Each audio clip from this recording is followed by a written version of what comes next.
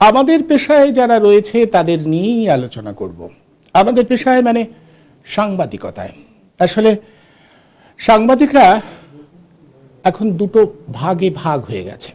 ঠিক এই মুহূর্তে আমাদের রাজ্যের সাংবাদিক কুল দুটো ভাগে বিভক্ত। একদিকে রাজ্যের শাসক দলের পক্ষে একদল সাংবাদিক, আর একদিকে দিল্লিতে যে দল শাসন ক্ষমতা কায়েম রেখেছে তাদের পক্ষে আর এক দল সাংবাদিক কুল। গোটা দেশে গত কয়েক বছর ধরে গদি মিডিয়া বলে যে শব্দটার আবির্ভাব ঘটেছে, তারই পরিপ্রেক্ষিতে এই বিষয়টা সামনে আসছে। মাত্র কিছুদিন আগে আমরা দেখলাম যে খুব চর্চা হচ্ছে, এখনো বাজারে খুব চর্চা চলছে, যে যেভাবে আমাদের রাজ্যের একদল সাংবাদিককে নিয়ে লন্ডনে ঘুরে এলেন আমাদের রাজ্যের মুখ্যমন্ত্রী, সেখানে তিনি সাংবাদিকদের কিভাবে ব্যবহার করলেন, কিভাবে সাংবাদিকরা তার হয়ে একেবারে কোট আনকোট দালালি করল, তার ছবি আমরা দেখেছি। তার পরিপ্রেক্ষিতে বিভিন্ন সংবাদ মাধ্যমে, যেমন সমাজ মাধ্যমেও তেমনি বিভিন্ন সাংবাদিকরা তার সমালোচনা করছেন। বলা হচ্ছে এরা সাংবাদিকতার পেশাটাকে একেবারে জলাঞ্জলি দিচ্ছে, কিন্তু উল্টো দিকে যারা এই কথাগুলো বলছেন তারাও কি সাংবাদিকতাটা ঠিকঠাক করেন? যেমন ধরুন, ঠিক এই মুহূর্তে আমাদের রাজ্যে বেশ কিছু ইউটিউবার আছেন যারা খুব কড়াভাবে রাজ্য সরকারের সমালোচনা করেন, খুব কড়াভাবে সমালোচনা করেন, কিন্তু তারা কেন্দ্রীয় সরকারের কোনো ভুল দেখতে পান না। অদ্ভুতভাবে তারা নীরব থাকেন। এই যে হিন্দু মুসলমান বায়োনারি তৈরি করা, সেক্ষেত্রেও তারা নীরব।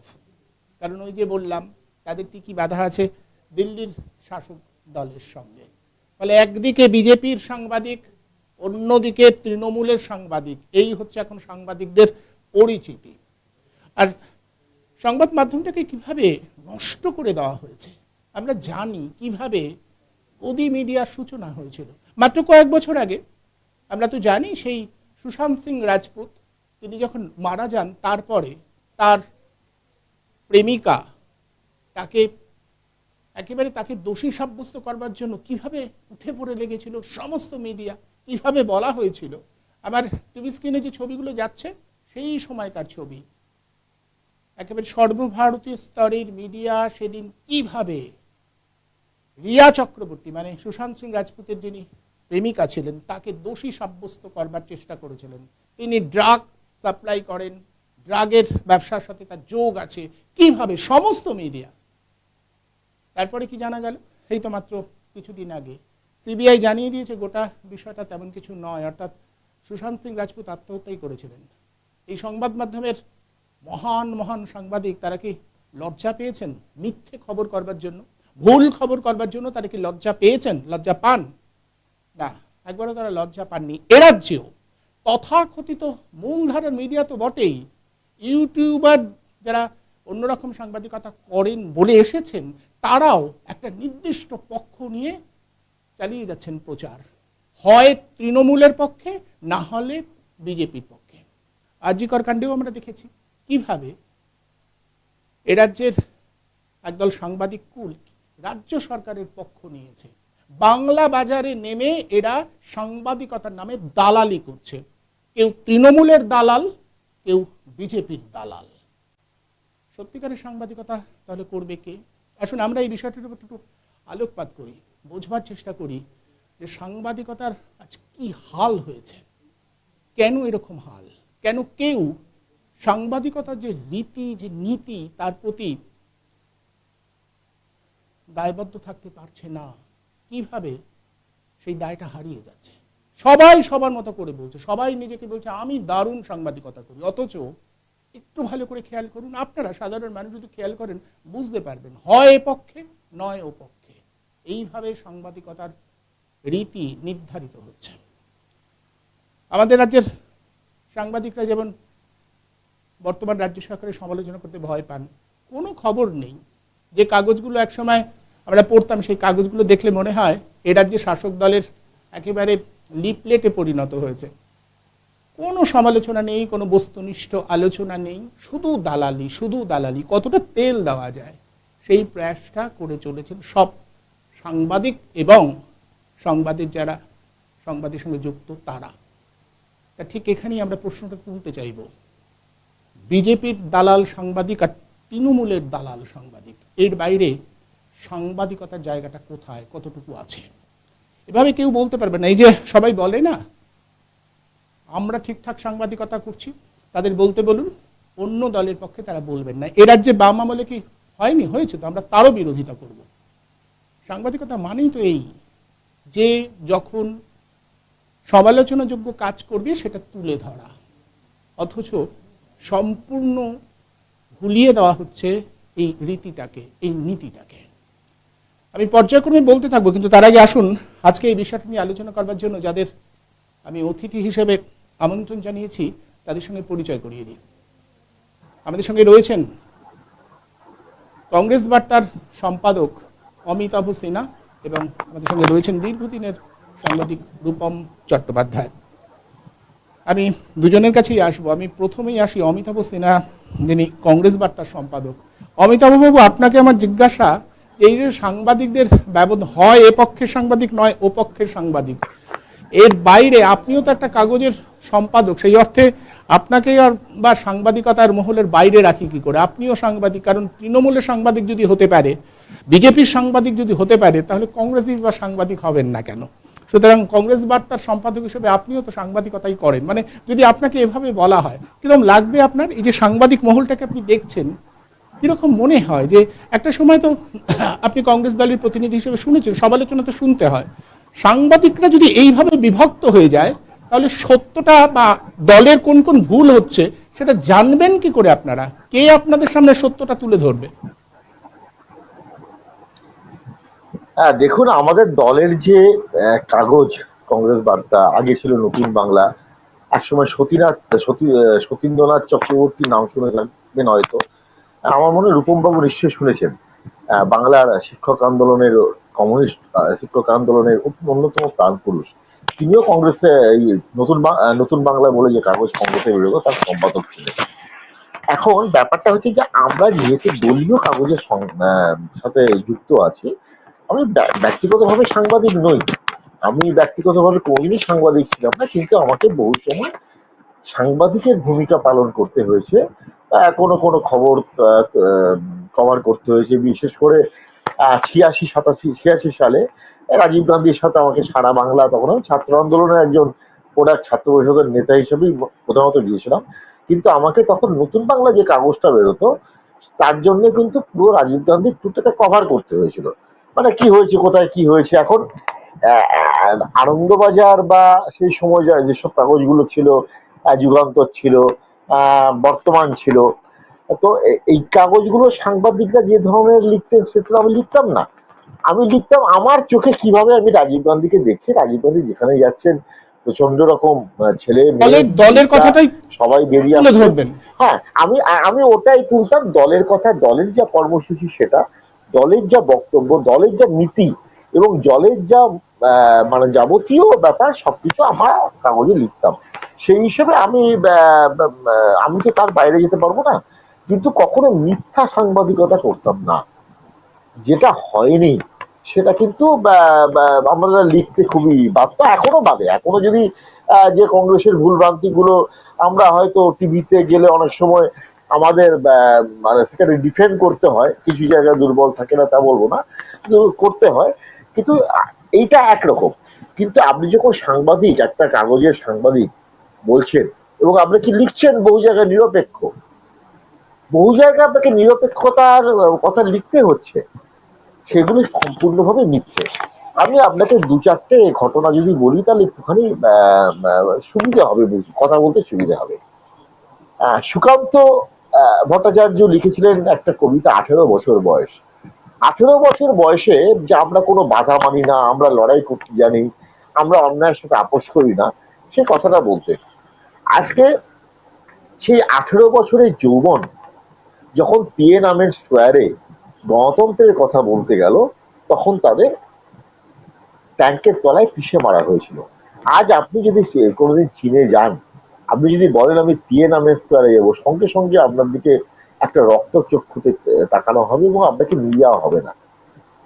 আজকে সেই 18 বছরের যৌবন যখন প্রেসিডেন্সি কলেজে একটি মেয়ে মুখ্যমন্ত্রীকে প্রশ্ন করেন, তখন তাকে বলা হয় যে এরা হচ্ছে মাওয়িস্ট। আজকে এই জায়গাটা পশ্চিম বাংলা কেন সারা ভারতবর্ষে এসে দাঁড়িয়েছেন। আজকে যে কোনো প্রশ্ন করলে আমরা যে লিখি, আমি সপ্তাহ বলে একটা কাগজেও লিখি, আপনারা জানেন সপ্তাহ প্রায় 57-58 বছরের কাগজ, যার এইডার ছিলেন বিবেকানন্দ মুখোপাধ্যায়, তরুণ সান্যাল, কবি সুভাষ মুখোপাধ্যায়। তো সেখানে আমি হাত খুলে লিখতাম।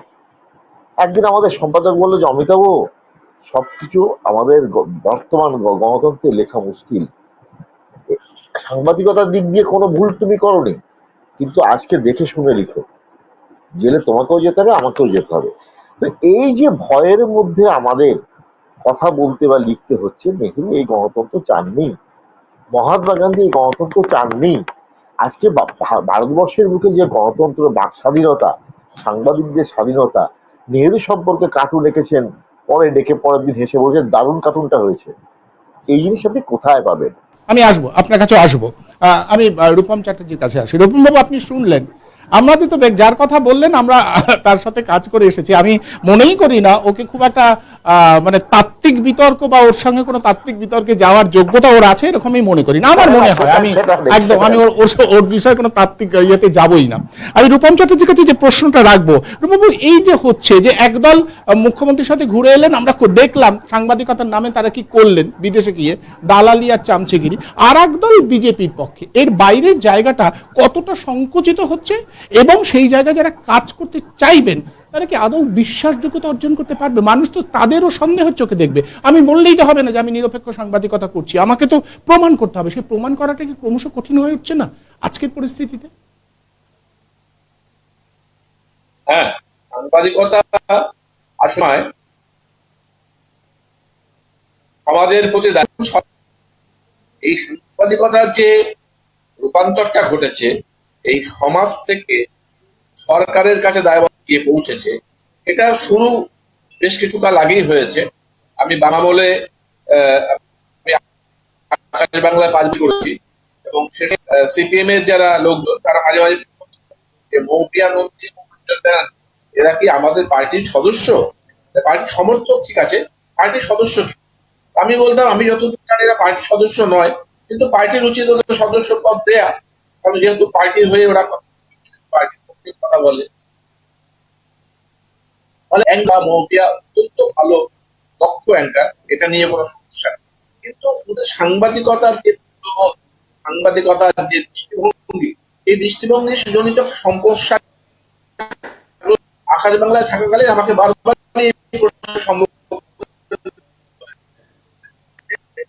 ওদের পার্টি মেম্বারশিপ আছে, পার্টি মেম্বারশিপ কেন দেওয়া হচ্ছে,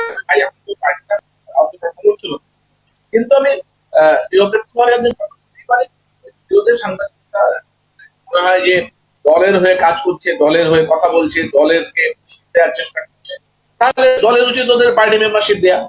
তারপরে জমানা বদলালো, 11 সালে নতুন করে যখন সমস্যা দিকটা পাল্টে গেল, সরকার বদল হলো, ওরা কিন্তু নিজেদেরকে বদলালো না, ওরা সরকার বদলে গেল, ওরা কিন্তু নিজেদের বদল করলো না, ওরা আবার সরকার বদলে গেল, যে সরকার হলো তার প্রতি ওদের আনুগত্য প্রকাশ করতে। এই কথাকে অমিতাভ বলেছিলেন যে প্রজ্ঞা নন্দীকে বার করে দেওয়া হলো, কারণ হচ্ছে তিনি তৃণমূলের প্রতি দায়বদ্ধ হন।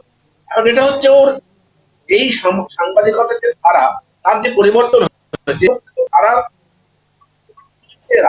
তারা এই ধারার অর্থাৎ যে যখন সরকারে আসবে সেই সরকারের হয়ে কথা বলো, বাংলাদেশে যেতে পারবে ঘুরতে, তাহলে তুমি লন্ডনে যেতে পারবে, এবং লন্ডন থেকে যদি তুমি একটি চামচ চুরি করে নিয়ে আসো তাহলেও তোমার নবান্নে ঠাই হবে, তোমার কালীঘাটে ঠাই হবে। চামচ চুরি করা পড়া আপনি বলতে পারবেন আসলে ও চামচটা চুরি করেনি, ওরকম একটা চামচ ইন্ডাস্ট্রি করবার জন্য ও পশ্চিমবাংলাতে এনে ওই চামচটা শিল্প তৈরি করবার জন্য চেষ্টা করছে। তবে ঘটনাচক্রটা অন্যরকম হয়ে গেছে, ব্যাখ্যাটা এইভাবেই দেওয়া হয়। এবং আমরা যে সাংবাদিকতা দেখে বড় হয়েছে, আমরা দেবজ্যোতি বর্মনের সেই যুববাণী দেখেছি, বিধান রায়ের বিরুদ্ধে কঠোর সমালোচনা করতেন, কিন্তু তাকে কোনো বেগ পেতে হয়নি। তার বিধান রায়ের কঠোর সমালোচক ছিলেন।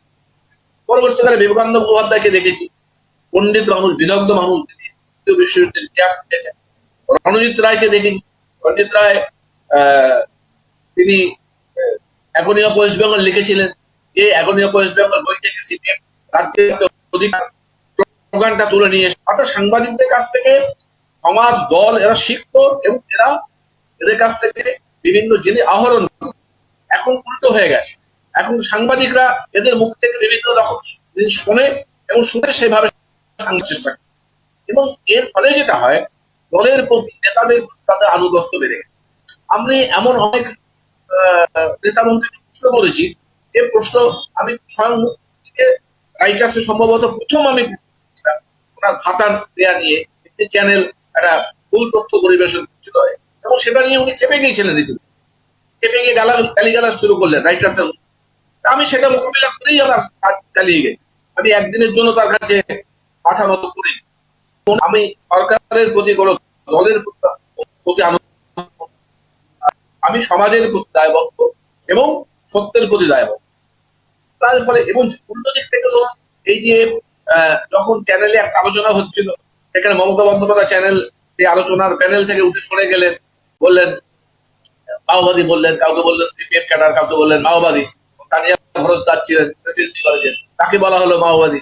এবং সেদিন সেই সঞ্চালক ছিলেন সাগরিকা ঘোষ, পরবর্তীকালে বলেছিলেন যে আমি কোনোদিন দলের হয়ে দাঁড়াবো না, কোনো রাজ্যসভা লোকসভার টিকিট নেবো না, যদি কোনোদিন নেই ঘোষণা করে। সেই সাগরিকা ঘোষ ডিগবাজি খেয়ে এখন তৃণমূলের রাজ্যসভার সদস্য। ফলে আমরা দেখতে পাচ্ছি সাংবাদিকতা থেকে আগেও গেছিল, আগেও এমডি আকবরকে আমরা দেখেছি, তার আগে আবার অরুণ শৌরীকে দেখেছি, কিন্তু তারা কোনো ঘোষণা করেননি আমরা কোনোদিন রাজনীতি যাবো না, আমরা কোনো দলের সঙ্গে থাকবো না। তারা সাংবাদিকতার পেশা ছেড়ে তারা কংগ্রেস করেছেন, বিজেপি করেছেন, অরুণ শৌরী, সমস্যা নেই। সাংবাদিকতার পেশা থেকে বহু লোকই রাজনীতিতে গেছে, কিন্তু সাংবাদিকতা করবো বা রাজনীতি হয়ে নেতাদের প্রচারও চালাবো, এই দুটো যে চালাবার যে ধারণা বাংলায় চালু হয়েছে, বা অল ইন্ডিয়া লেভেলে অর্ণব ঘোষরা যেটা অর্ণব গোস্বামীরা, বা এখন আর বাংলার যারা যাত্রা করেন তাহলে তারা যেটা করে, এরকম একটা নির্দিষ্ট দলের হয়ে সরাসরি অপ্রাতি করা, দালালি করা, এবং ভালো মন্দ, এবং কোন একটা দলের হয়ে বলবো একটা দলের বিরুদ্ধে, আবার একজন তার সে বিপরীত দলের হয়ে বলবে। এই যে ঘটনাটা, এই সাংবাদিকতার যে একেবারে চটকে দেয়া, এইটা কিন্তু ভাবা যায়নি। বিশেষ করে বাঙালি সাংবাদিকতার বা বাংলার সাংবাদিকতা একটা ঐতিহ্য ছিল, অত্যন্ত সমৃদ্ধ আছে। সেই সমৃদ্ধ ঐতিহ্যকে এরা ধ্বংস করে, এবং এরা এতটুকু বিবোধ নেই নিজেদের লালসার জন্য দিলে, নিজেদের দলের কাছ থেকে কিছু পাওয়ার জন্য তারা যে জায়গায় সাংবাদিকতা নিয়ে গেছে, তাতে সত্যি দুশ্চিন্তা হয় যে বাংলার সাংবাদিকতা শুধু নয়, ভারতীয় সাংবাদিকতা কি কোন পথে যাচ্ছে। মানুষের কথা, সমাজের কথা, নিপীড়িতের কথা, অত্যাচারীদের কথা কে বলবে? অত্যাচারী মানুষের কথা বলতে চাই, তাহলে তো তাদের পক্ষে বলতে হবে। তাহলে যেটা হয়, আমরা সাংবাদিকতা তৈরি হচ্ছে, হাস্য তৈরির মধ্যেই আমরা সমস্যা দেখতে। একটা যখন মাওবাদী কেউ মারা যায়, তখন লেখা হয় মাওবাদীরা খতম। কেউ কিন্তু আমার দেশের নাগরিক, কেউ কত বিষয়ে প্রতিবাদ করছে, সে একটা লড়াই করছে, কিংবা আমার দৃষ্টিভঙ্গিতে সেটা ভুলও হতে পারে। সেটা যদি ভুলও হয় তাহলে তো এটা হয় না, একদম 100 বার ভুল তো হতেই পারে। কারণ অগ্নিযুগে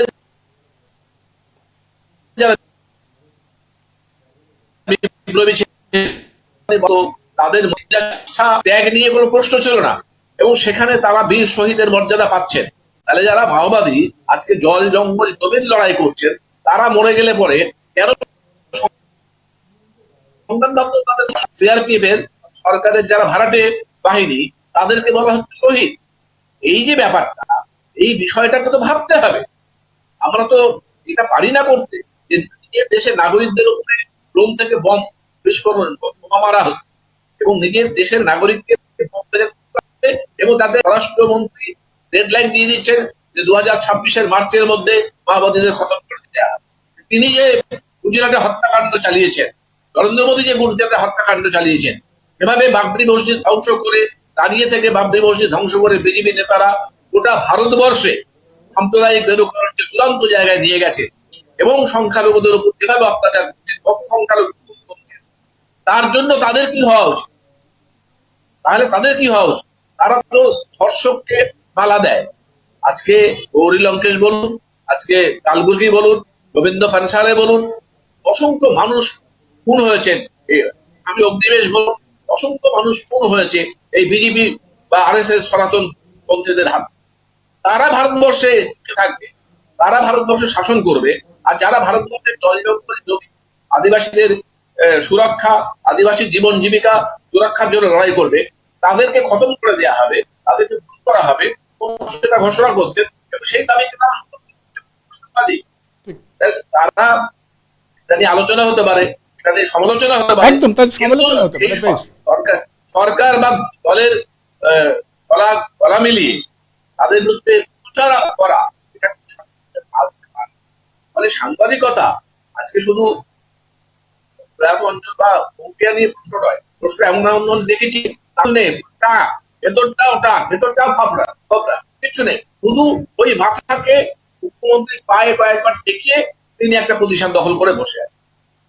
এবং এই যে চরিত্রগুলো আমরা দেখতে পাচ্ছি, বা এই ঘোষ নিজেকে সাংবাদিক পরিচয়, হ্যাঁ, কারণ কি আমি চুরি করেছি, চুরি করেছি এবং তৃণমূল আমলেই আমি আবার রাজ্যসভার সদস্য হয়েছি, ফলে আমি তৃণমূলের হয়ে কথা বলবো, সেইটার নিয়ে যুক্তি আছে। কিন্তু তিনি নিজেকে সাংবাদিক হিসেবে পরিচয় দেয়। লজ্জার বিষয় হচ্ছে সমস্যাটা এখানে, এবং এটা শুরুটা হয়েছে একদম একদম মামলা হয়েছিল। আজকে যে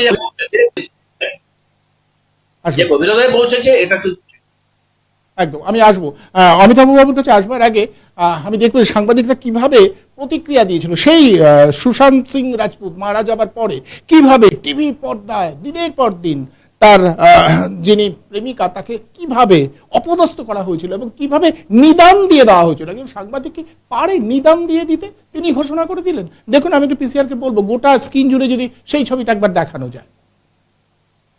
आज मैं फिर देशवासियों, आज मैं फिर दावा कर रहा हूं और मैं इस सच को भी साबित करूंगा कि सुशांत सिंह राजपूत ने आत्महत्या नहीं की, उसकी हत्या हुई है। सवाल ये कि क्या सुशांत के प्यार को रिया ने हथियार बना लिया? Sushant could have been fed drugs by whom? Well, by Riya Chakrabarti and her associates. Your lordships of the Supreme Court of India, Riya should have been arrested by now. Riya should have been interrogated by the CBI by now. Today, what is coming out points very clearly to the fact that the inner circle of Sushant Singh Rajput had been co-opted by Riya Chakrabarti, most certainly to administer. चुल्लू पर पानी में डूब मरो, बचा सको तो बचा लो रिया चक्रवर्ती को। This week, the CBI declared that the Sushant Singh case was a এইভাবে নিদান দেওয়া হয়েছিল, আর এখন পরিষ্কার বলছে যে কেউ যদি ক্ষমতা থাকে বাঁচিয়ে নাও, মানে উনি সব বলে দিচ্ছেন আর কি। আমি অমিতাভ বাবুর কাছে আসবো। আপনি শুনলেন, আমি দেখালাম পুরনো চেহারা, পুরনো ছবি, কিন্তু কি অদ্ভুত না সাংবাদিকতার দৈন্য দশাটা। এইসব সাংবাদিকদের উচিত নয় লজ্জা পাওয়া, মানুষের কাছে হাত জোর করে বলা যে ভুল করেছিলাম। এখন যখন সিবিআই বলে দিয়েছে গোটাটাই একটা আত্মহত্যার ঘটনা, তেমন কিছু নেই, মানুষের মধ্যে উত্তেজনা তৈরি করবার জন্য দিনের পর দিন মিডিয়াতে এটা চলেছে। একই রকম ভাবে হিন্দু মুসলমানের যে জিগির তোলা হয় মাঝে মধ্যেই, হিন্দু মুসলমান করে, এভাবেই তো করা হয়, এই তো সাংবাদিকরা করে। এরা যদি গণতন্ত্রের চতুর্থ স্তম্ভ হয়, তাহলে গণতন্ত্র কি সত্যি সুরক্ষিত থাকতে পারে? অমিতাভ বাবু, রিয়া চক্রবর্তী যে ক্লিন চিট পেয়েছেন সেটা কটা কাগজে কতটুকুন বেরিয়েছে? একদম ঠিকই তো। সুশান্ত সিং রাজপুত মারা গেছিল, আত্মহত্যা করেছিল, সেই সময় কন্টিনিউয়াস প্রত্যেকটা খবরের কাগজে, চ্যানেলে এইরকম হয়েছে। তারই ছবি তারই ঝলক তো আমি দেখালাম, দেখেছেন। আজকে ছোট্ট একটা আমি আনন্দবাজারে খবর দেখছি, অন্যান্য আমি জানি না। আজকে সব থেকে বড় মজার কথা কি জানেন? এই প্রথম একজন সিবিআই এর হাত থেকে ক্লিন চিট পেল, বিজেপিতে জয়েন না করে, বিজেপিকে তাকে জয়েন না করা সত্ত্বেও সিবিআই দিতে বাধ্য হলো। এখন ব্যাপারটা হচ্ছে যে অর্ণব গোস্বামী মনে হচ্ছে চিফ জাস্টিস অফ ইন্ডিয়া, তিনি নিদান দিয়ে দিচ্ছেন যে তাকে ফাঁসানো, মানে তাকে একদম কারাগারে করা হবে, বাঁচাতে কেউ পারবে না। আজকে এই মানসিকতার সাংবাদিকরা যদি ভারতবর্ষের বুকে থাকে, সেখানে গণতন্ত্র কতটুকু থাকবে?